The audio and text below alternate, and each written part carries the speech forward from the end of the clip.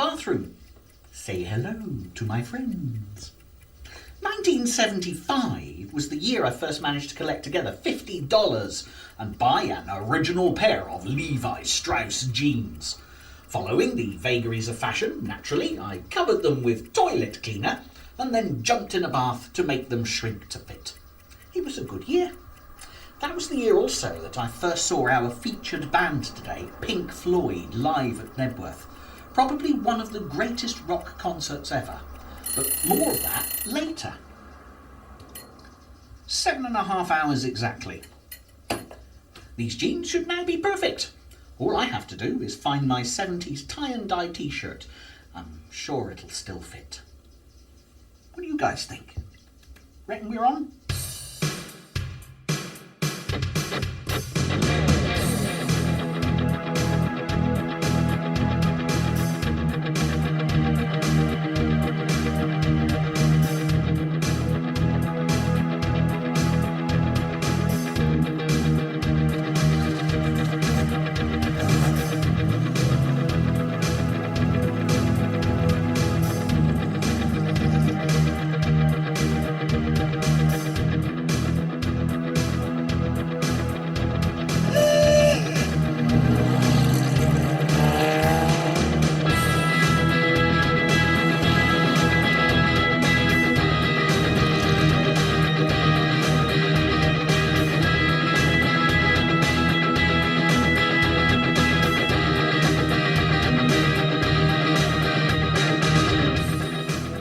Pink Floyd was to music what Salvador Dali was to art. They both bent it and shaped it into an entirely new form, confounding highbrow critics by appealing to the masses, even though they all came from the very same world as the highbrow critics. The only difference between Pink Floyd and Salvador Dali was that none of the band grew a silly moustache. So, let the lava lamps warm up, get yourself comfy on the beanbag, watch out for those skin-tight jeans, grab your rose-tinted shades and stare meaningfully at the dancing shapes, set the controls for the heart of the sun and watch the story of Pink Floyd unfold in all its psychedelic splendour.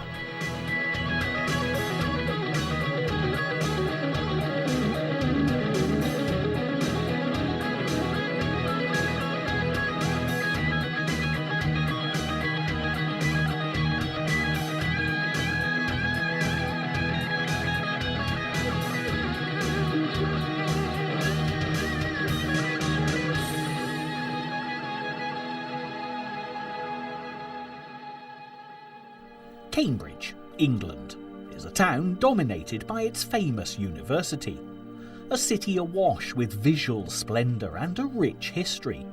Its inhabitants are affluent, and there's an air of intelligence and class distinction on every street corner. There are two species that live within the city walls, the Gownies, who are the local students, and the Townies, who are the local residents. Both seem to integrate with each other in an old-fashioned, genial atmosphere. Cambridge is the coffee aficionado's froth on top of England's cappuccino. It was here, in Cambridge, so named because of the River Cam which runs directly through it, that three key members of Pink Floyd were born and brought up. Roger Waters arrived in 1943, eager to be the first one on life stage, ready with a bass guitar and a lonesome voice. But not for long. Syd Barrett, he of the overactive imagination and poetic licence, and Dave Gilmour of the handsome looks and even more coveted lead guitar skills soon joined him in 1946.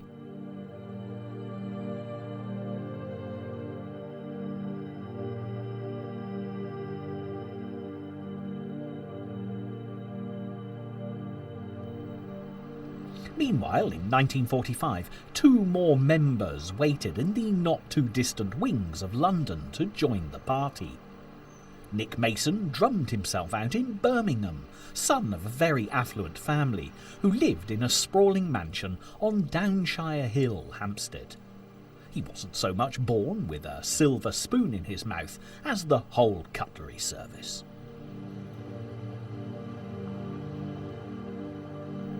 And Richard Wright was born in Hatch End, always the quiet, self-contained type who was happier standing behind a keyboard than a microphone.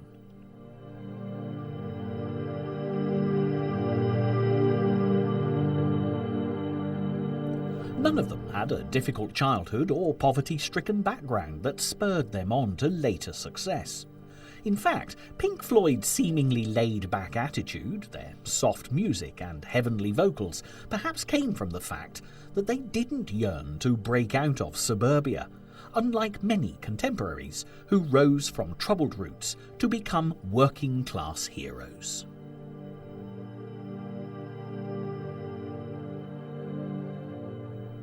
The early 1960s saw Cambridge as a thriving community for bands, artists, poets and progressive thinking types. In hindsight, the whole atmosphere does scream the word pretentious. Syd Barrett, the founding member of Pink Floyd, attended Cambridge's College of Art and Technology, as did the man who eventually replaced him, Dave Gilmour. They were close friends, and ironically, it was Dave Gilmour who actually taught Syd Barrett how to play the guitar.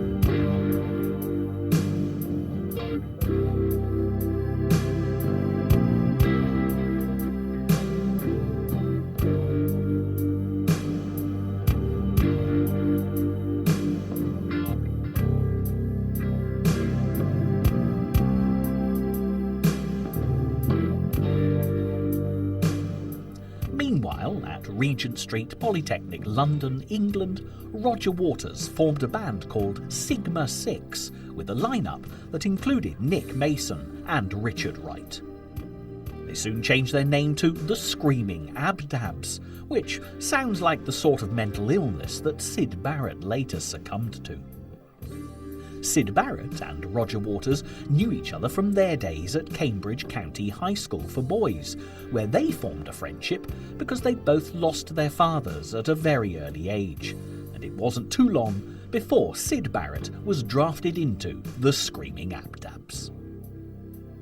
The band then went through a dizzying succession of name changes, including Spectrum 5, Leonard's Lodgers, the Megadeths, and the Pink Floyd Blues Band, before becoming the Pink Floyd Sound. They also got through a number of personnel changes too, with Richard Wright leaving temporarily to marry another ex-band member, Juliet Gale.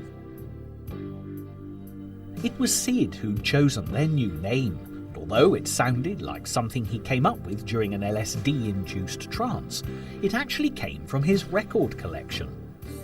He merged the names of Pinkney Anderson and Floyd Council, two respected rhythm and blues artists from the Carolinas, USA. Roger Waters later stated that if they'd merged the wrong names, they'd have become a local authority, Anderson Council. Syd Barrett was a much better artist than a musician, and it was with this discipline that he approached his songwriting, turning each composition into a work of art.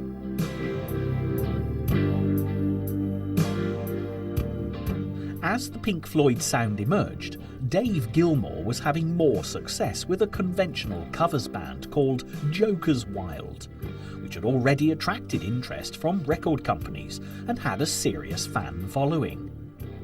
This may have been something to do with Dave Gilmour's classic good looks, of course, which had earned him money as a male model on several occasions.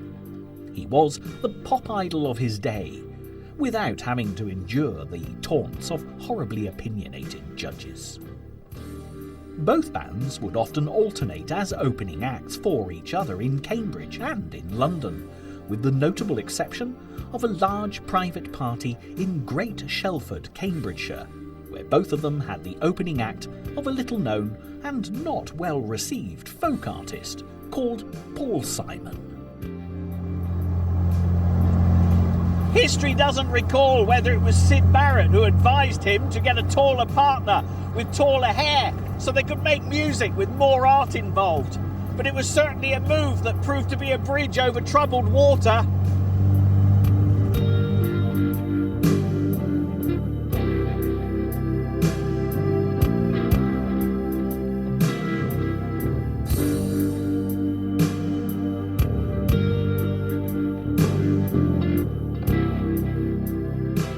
By 1966, the Pink Floyd had lost their sound.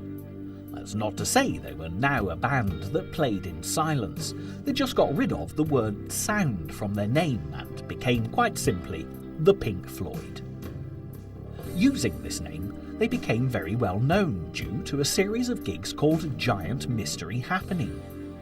These gigs took place at the legendary Marquee Club, which occupied various locations in London and has recently been revived with a 21st century transformation. This venue would play host to all the great bands of the 1960s and 70s, showcasing the birth and rise of the British music scene. The giant mystery happening here was that anyone attended the gigs at all, being as they weren't publicised in any way whatsoever. The main thing that singled these shows out was the emergence of the Pink Floyd as the soundtrack to Alternative London, a trendy set of artists who championed anything different or avant-garde. Of course, taking copious amounts of drugs would have made anything seem alternative, and this was very much part of the London scene. Soon, the Pink Floyd came to the attention of Peter Jenner, John Hopkins, Andrew King and Joe Boyd, advocators and benefactors of the London Free School, which adhered to ideals set up by London's turn-on, tune-in, drop-out counterculture. They helped the Pink Floyd get their first official professional gig. The London Free School was located in a basement flat at 26 Powis Terrace, Notting Hill, London, where it ran the very first Notting Hill Carnival to raise awareness of drugs and the often ignored black population. It also produced the International Times newspaper, which was a non-political mouthpiece for music, literature, art, social issues and the growing drug culture. They championed the Pink Floyd and introduced the famous psychedelic light show to their stage performances, which brought not only an extra dimension to the Pink Floyd's freeform instrumental experimentation, but also increased the effects of any hallucinogenic drug taken by the audience.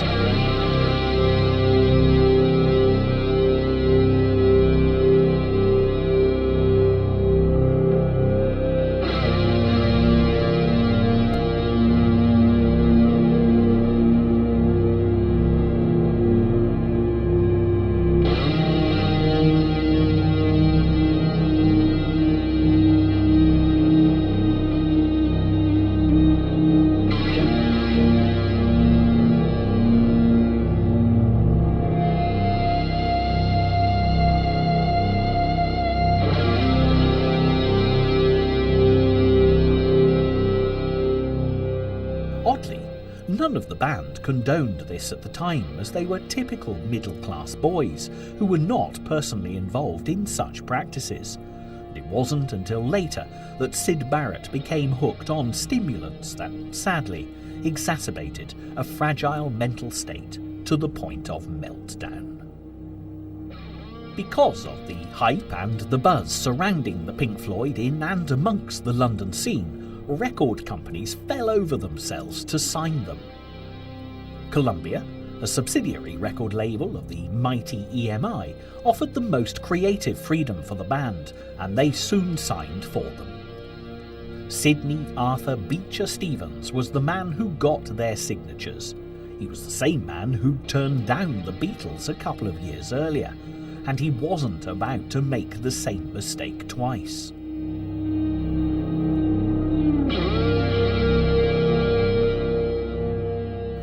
The Pink Floyd released Arnold Lane and See Emily Play to great chart success, both Syd Barrett penned lyrical oddities. Ironically, these songs contained none of their experimental sound that made them such a hit on the London circuit. As soon as they began touring, audiences were confused and angry, expecting to hear lyrical, folk-like ditties, and instead coming up against a wall of white noise. They often rioted or demanded their money back. By the time The Piper at the Gates of Dawn, their critically acclaimed first album, was released, they'd struck a balance between psychedelic songs and freak-out instrumentals.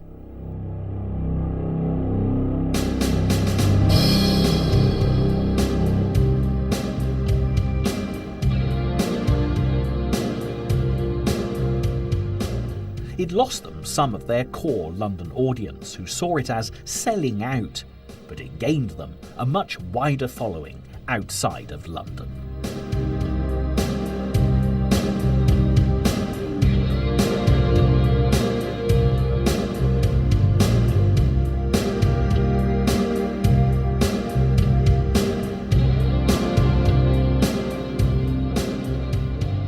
Syd Barrett, the initial creative force behind the Pink Floyd, was the door through which the other members stepped out into fame and fortune. Sadly, the door was becoming unhinged. Syd was taking acid tablets as if they were vitamin pills. Peter Brown, famed poet and lyricist for the legendary supergroup Cream, remarked that such drugs were lethal to someone with an imaginative mind. People who had no imagination would perhaps acquire one through LSD. However, people with an overactive imagination, like Syd Barrett, could easily be pushed over the edge and beyond the reach of reason.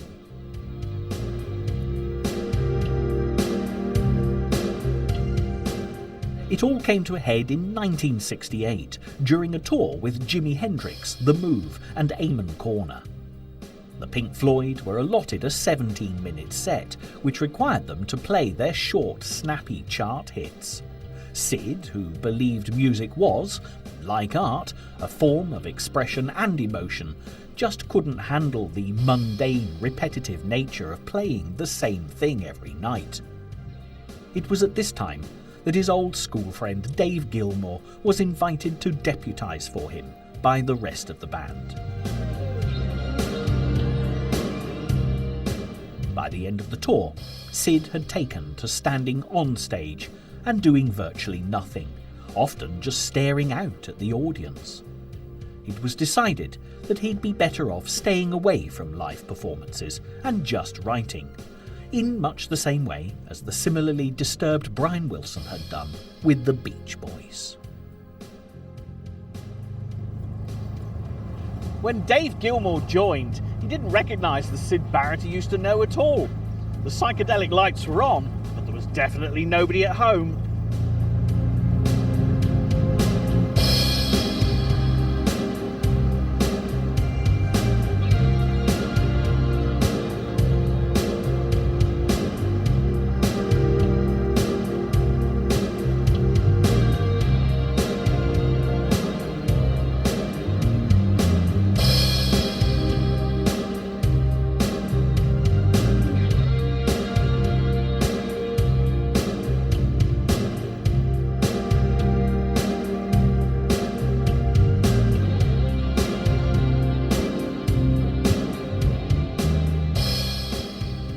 Syd Barrett officially left the band in 1968, taking with him the word "the" from their name. The guilt of ousting their troubled friend still hangs over Pink Floyd today, as does the spectre of Syd Barrett himself, who leads a quiet and reclusive existence in his native Cambridge. Roger Waters, being the tallest, oldest and most egocentric, took over the leadership of Pink Floyd, believing that even without Syd, they could continue to be a dominant and successful band. However, 2 subsequent singles flopped badly, and Pink Floyd began looking shakier than the 6-foot jello they used to offer up at their early stage shows. Their second album, A Saucerful of Secrets, had minimal involvement from either Syd Barrett, who was relegated to sitting in the recording studio's foyer waiting to be called into play, or Dave Gilmour, who was just there originally as a replacement for Syd Barrett's rhythm and lead guitar duties. However, because of extensive promotional duties in Europe and the USA, they began gaining a huge following, with fans that had no idea that there had been a Pink Floyd which involved a member called Syd Barrett.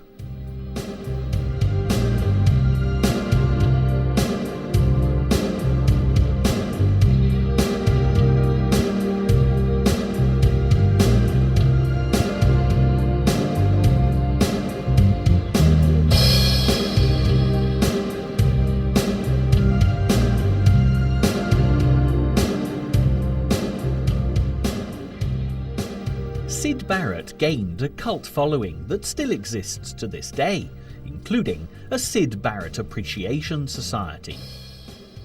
He followed his departure from Pink Floyd with an extremely short solo career and many bizarre reports of his erratic behaviour, including one sighting at a Chelsea boutique where he tried on 3 different sizes of trousers and bought all of them, claiming each one fitted him perfectly.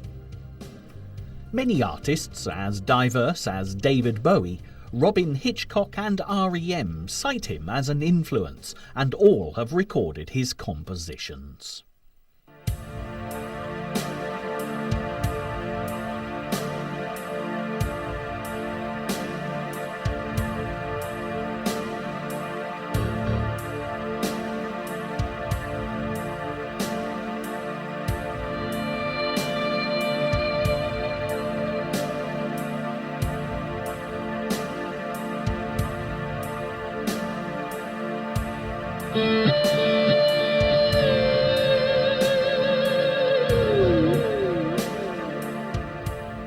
During 1969, Pink Floyd embarked on extensive tours in England and abroad, which took in renowned and popular venues such as the Royal Albert Hall, London, Fairfield Hall, Croydon, and the Mothers Club, Birmingham. This resulted in a new double album, half of which included a recording of them as live from their tour, called Ummagumma. The title was not a little-known African tribe who played progressive rock music on the shrunken heads of missionaries, but it alluded to the Cambridge slang word for copulation. Not quite as catchy when saddled with the New Age philosophy of the late 1960s. Free Ummagumma doesn't have the same ring to it as free love. Imagine asking someone if they fancied a quick Ummagumma. They might think you'd had too many beers, which, thinking about it, probably isn't a bad thing before you start prancing around asking somebody for an Ummagumma.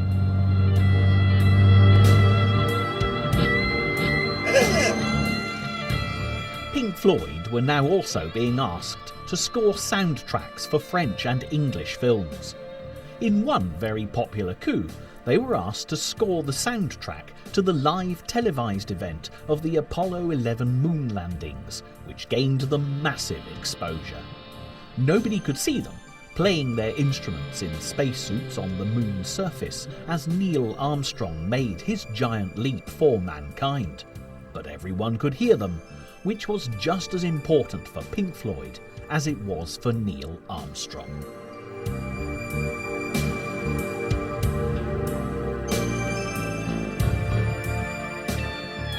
During the early 1970s, their next two albums, Atom Heart Mother and Medal, would establish Pink Floyd as a growing phenomenon. They both came with covers that would confound and delight fans, as they didn't feature photos of any of the band at all.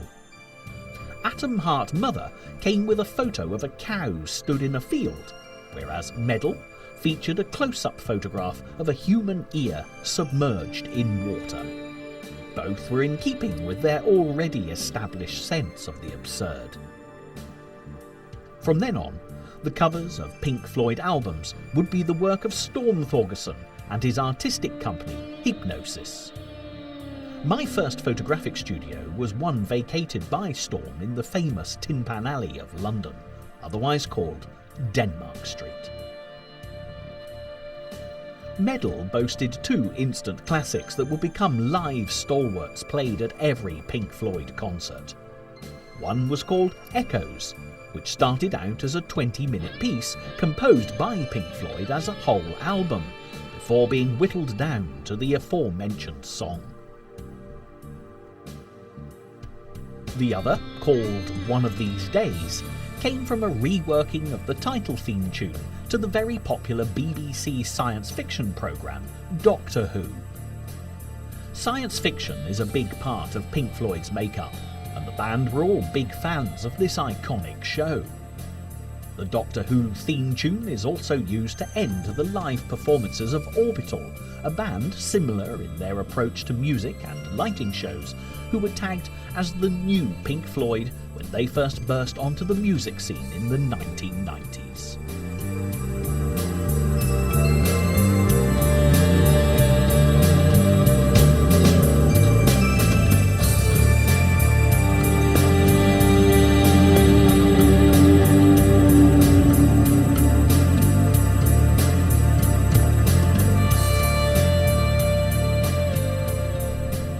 They recorded a Pink Floyd Live at Pompeii concert film, which was shot entirely in an empty amphitheatre, with shots of the Vesuvius volcano that had eradicated the original audience a long time ago.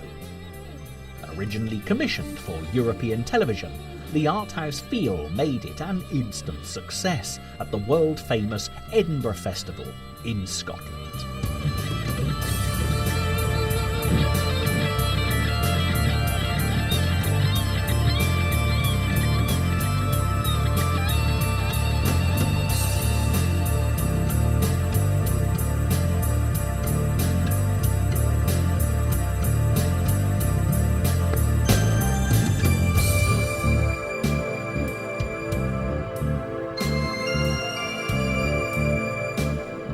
The Dark Side of the Moon came next, Pink Floyd's seminal musical tour de force.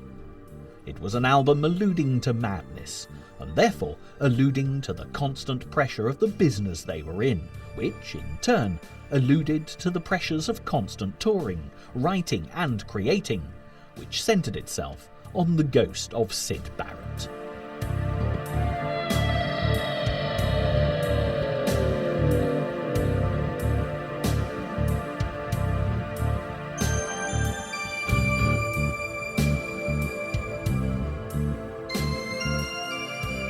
Although it focused on the shadow of Syd, it was the album that finally broke all ties with his vision of what Pink Floyd should be. It was an album that was effectively road-tested like a new car during long concert tours, playing nothing but this new material. The final pre-album release of a showcase was at the Rainbow Theatre, a luxurious venue opened in 1930 in Finsbury Park, London, which, like the Marquee Club, played host to all the big names of the 1960s and 1970s.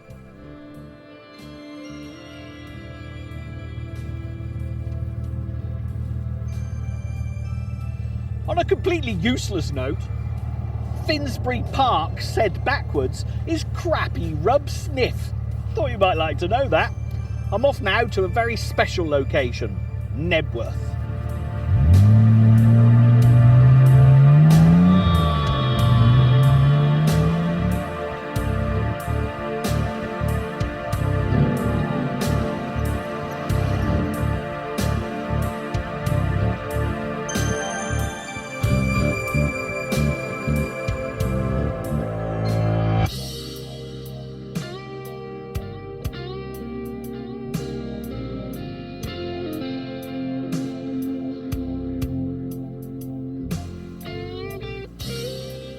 It's the 5th of July 2005, and 30 years ago today, iconic promoter Freddie Bannister brought Pink Floyd to a stage here at Knebworth Park and ripped the mind out of 100,000 people. I was one of those 100,000. And this is exactly where I sat! 30 years later, we shall now attempt to maintain a little bit of dignity as we extract a slightly portly 47-year-old man who has been wedged into his kit car.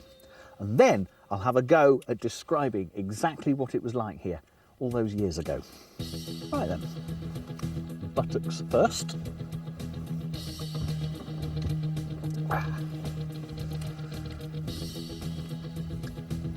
So far so good.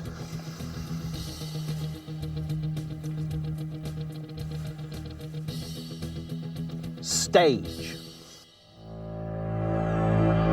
Great big thing.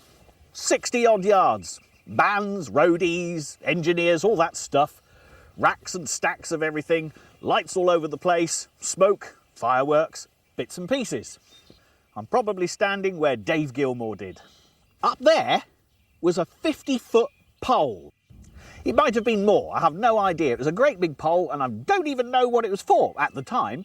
Anyway, we're all sitting there and Captain Beefheart is doing his Captain Beefheart thing and Roy Harper is doing his Roy Harper thing and Steve Miller is doing his Joker thing. And suddenly everybody starts hooray in the middle of the crowd. And I look back and there's a blokey climbed all the way to the top of the pole. And you think, oh, he's an engineer, he's doing whatever he's supposed to be doing. Until the tannoy said, will the man at the top of the pole immediately come down or the concert will not continue? And he sat at the top of his pole and he went, ah, as you would do if you had achieved such a thing. And the crowd went, yeah, more anarchy, and we were having fun, and it was a beautiful day. And he refused to come down. So a minute later, the tannoy said, will the man at the top of the pole please immediately come down or the concert will not continue? Hey, went the man at the top of the pole. When 100,000 anarchists all trapped in one field. 1 minute later, will the man at the top of the pole immediately come down or Pink Floyd will not come on stage? Boom! 100,000 people silent, daggers towards the pole. That man came down that pole like a fireman, covered with grease. Boom! Down he came. The concert continued. I digress while I remember that memory. That was a good moment. Stage. 4 great big loudspeaker stacks. There was one set of speakers here,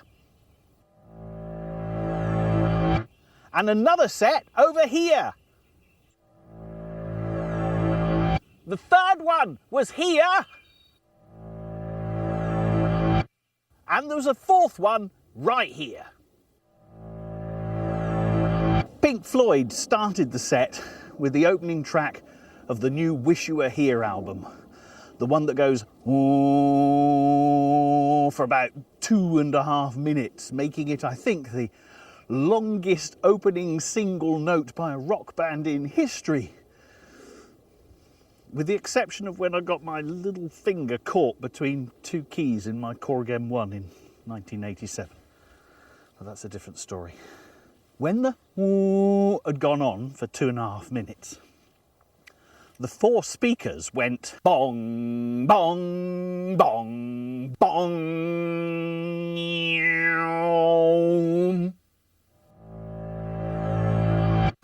I believe it was the first time they used quadraphonic sound in a rock concert. 100,000 people went mental. After they finished the Wish You Were Here set, we went into the Dark Side of the Moon set. Huge, big round screen. Jet planes, no. Spitfires, yes. I don't think they arrived on time, but they had a good go. Big round screen, hospital trolleys rushing everywhere, lights and upside down people, fireworks, all this stuff. You know the one. Everything going mental. Boom, boom, boom, boom, boom, the whole thing. And then the purpose for the 50-foot pole was revealed to all. Unbeknown to me and 99,980 people, someone had scarpered all the way up this pole with a great big plane. Model one, which I think was a Spitfire. Goes to the stage and down comes the Spitfire in flames.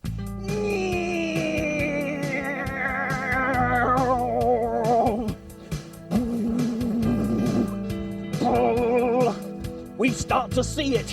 Whoa! Smoke's coming off. Boom! Lights are flashing. It's all going to blow up. It looks immensely huge when you've had 14 pints of Carlsberg. Little detour here, purely down to my imagination. Another detour there, purely down to my imagination. There must have been a wire. I hope there was a wire.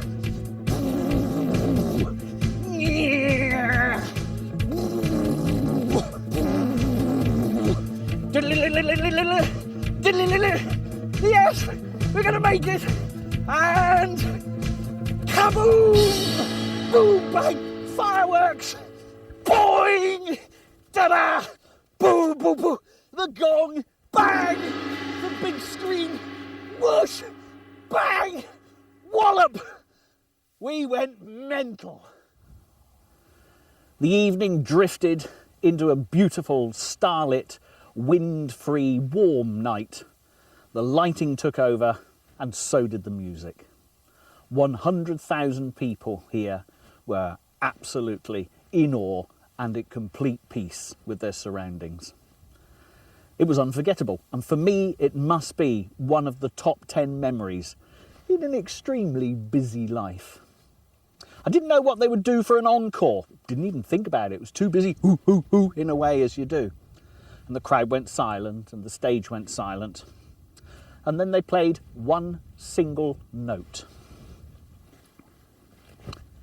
Ping! And it echoed all around Knebworth Park.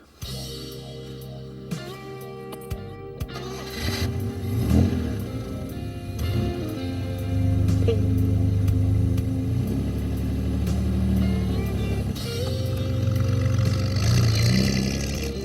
Wish You Were Here is notable by something extraordinary. When recording the song Shine On, You Crazy Diamond, which was written about Syd Barrett, a very fat, very bald, white-coated gentleman with no eyebrows walked into the Abbey Road Studios, London, made famous by the Beatles. It took an age before Pink Floyd realised that it was Syd Barrett. He'd appeared out of nowhere to offer his services. He disappeared the same day, and they never saw him again.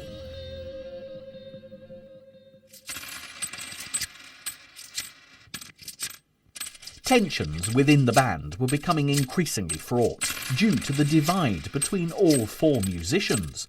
There was no urgency anymore to make music because they felt they'd reached their zenith with Darkside of the Moon. They were also being lambasted in the popular press as younger journalists increasingly found their middle-class music dull and expressionless.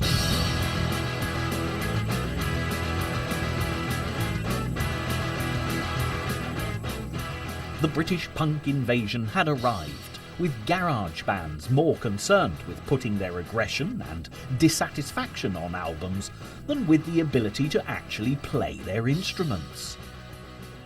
Pink Floyd's next album, Animals, was a reaction to press criticism and punk's angry mob. It was stark, angry, and far removed from the slickness of their previous productions.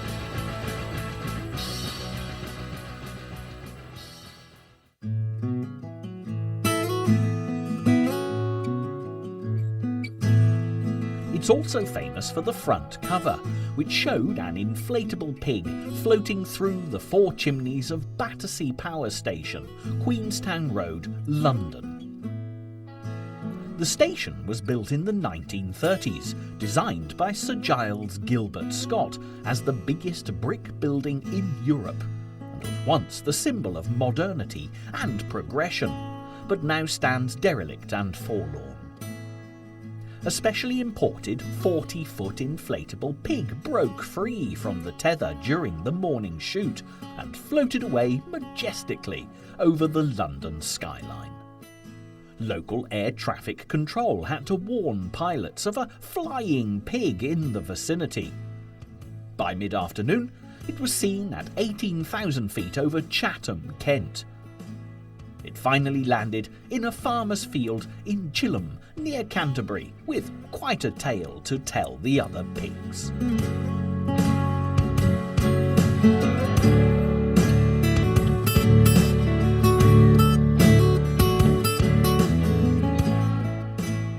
After Animals, and the subsequent tour which saw Pink Floyd playing such big venues that they felt alienated and isolated from their audience, they effectively broke up to pursue solo ventures.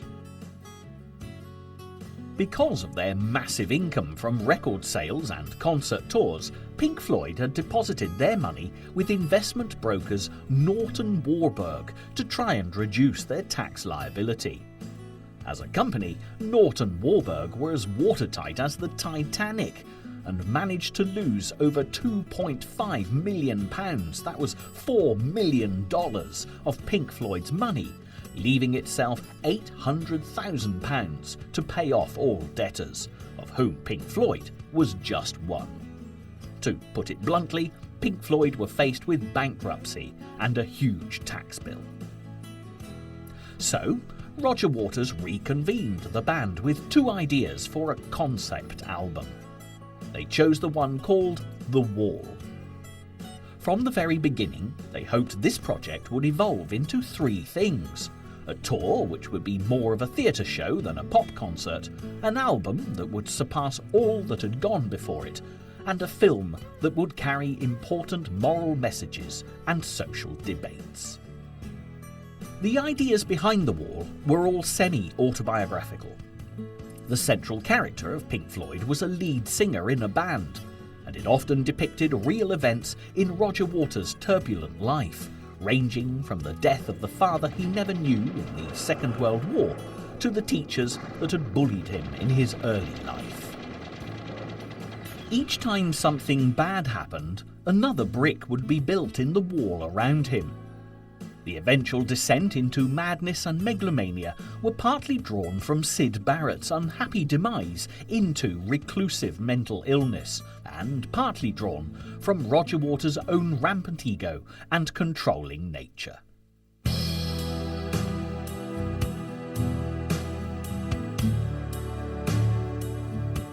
When the album was released, Roger Waters had become such a tyrannical leader of the group, something which, as an armchair socialist, he would rage against in other people, that he effectively froze Richard Wright, the keyboardist, out of Pink Floyd.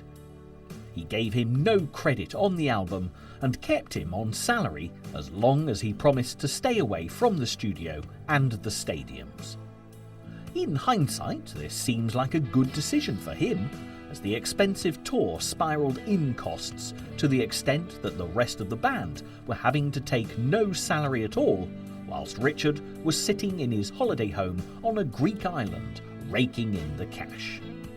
He even got royalties from Pink Floyd's only #1 single, Another Brick in the Wall, the anti-education system diatribe in musical form.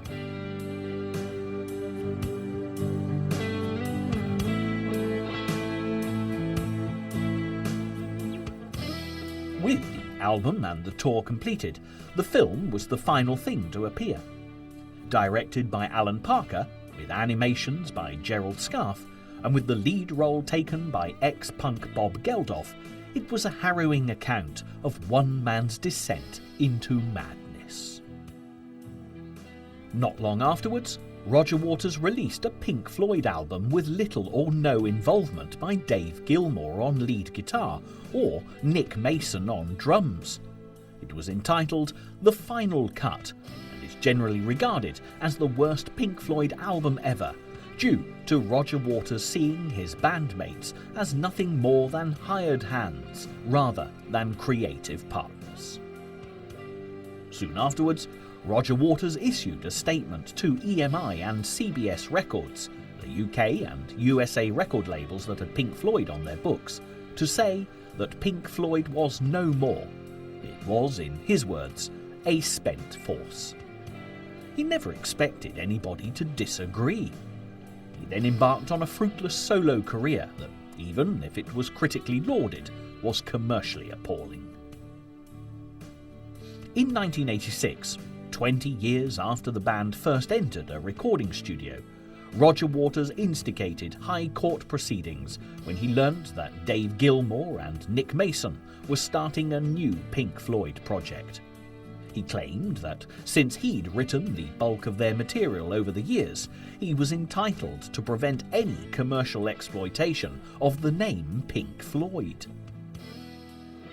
However, after the usual out-of-court wranglings that go on during these difficult sorts of episodes, the case was dropped and everyone went about their own affairs, albeit in separate directions.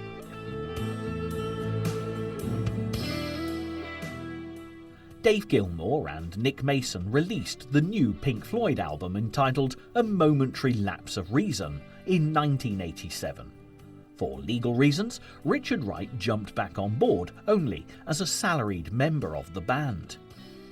It was a commercial and critical success, but Roger Waters was the most voracious critic of the new album, lambasting it for the use of too many session musicians. Dave Gilmour counteracted by suggesting that it was he who played bass rather than Roger on virtually all of Pink Floyd's songs, but was never credited, and that Roger would never credit anyone for their input into writing songs either. It was a classic case of throwing toys out of baby carriages at each other, or, to corrupt a classic Richard Burton war film title, Where Egos Dare.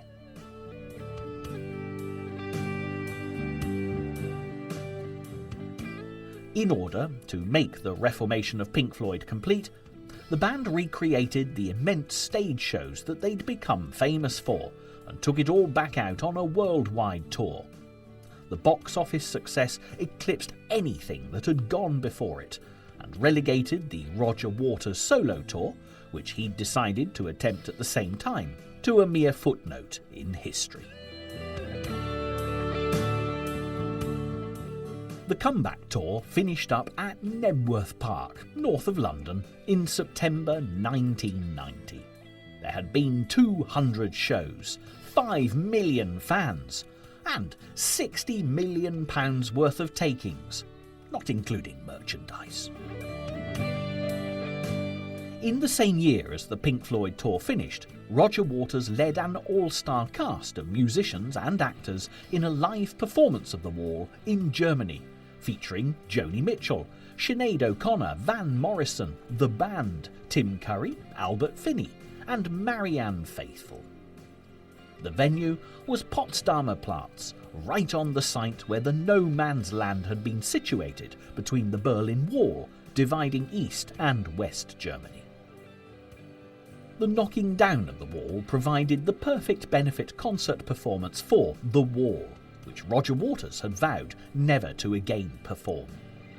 It was also the site of Adolf Hitler's underground bunker, where he'd committed suicide rather than surrendering himself in 1945. The Pink Floyd tour had helped cement the band back together again, and restored the shattered confidences of Nick Mason and Richard Wright, who'd both been bruised and abused by Roger Waters and his towering ego. With Richard Wright legally back on board, Pink Floyd recorded and released The Division Bell in 1994.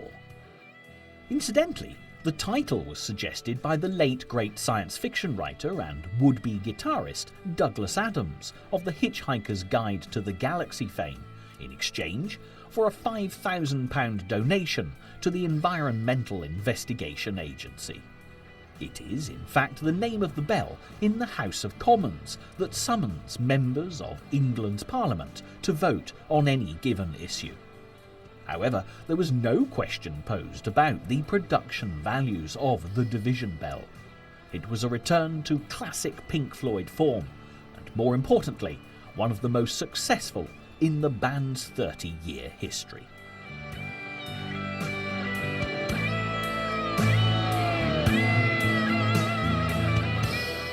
Both A Momentary Lapse of Reason and The Division Bell were recorded on Dave Gilmour's luxury houseboat cum studio, the Astoria, which is moored on the Thames River, London, England, right next to Hurst Park, the site of the first ever cricket match and the first game of golf to be played in 1731 and 1758 respectively.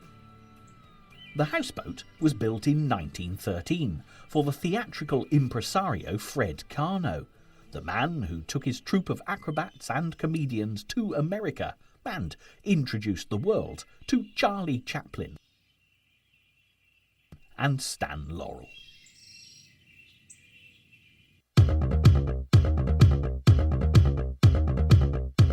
Following on from the success of the Division Bell, Pink Floyd took a no-expense-spared show on tour with a new sound system and spectacular light show. They carefully balanced old and new material, which attracted a new and younger audience, as well as appealing to the more mature fans. The tour also produced a new live album called Pulse, which was distinguishable from other albums by having a red LED flashing light embedded in the packaging that flashed intermittently on and off for 6 months. It also contained a complete live version of Darkside of the Moon as the complete second half of the concert. Yet again, Dave Gilmour's floating studio, the Astoria, was the venue for the mixing, post-production and editing of Pulse. Pink Floyd are consistently likened by critics to a lumbering dinosaur still striding the world like a relic from a bygone age. What they seem to overlook is the fact that this dinosaur has teeth and passion, energy and emotion, heart and soul. It has overcome the loss of 2 of the key creators of the Pink Floyd species, but has still survived and is in little danger of ever becoming extinct. This dinosaur refused to be fossilised, instead preferring to evolve and take its rightful place amongst the truly great rock giants.